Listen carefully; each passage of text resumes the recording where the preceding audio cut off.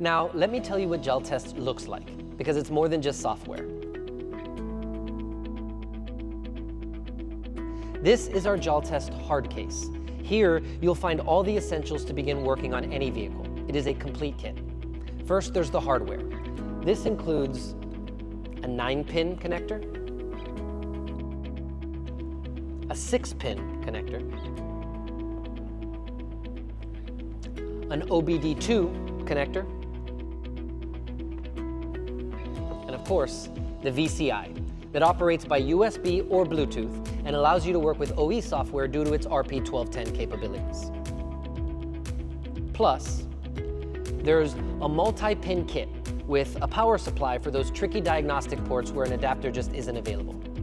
On top of that, you may want to complete your kit with a rugged laptop or a tablet. Now that you're familiar with everything our Jaltest kit includes, you're all set to connect it to one of your vehicles and start your maintenance and diagnostic tasks. To achieve this, continue following our video series where we guide you through performing various actions in the Jaltest software.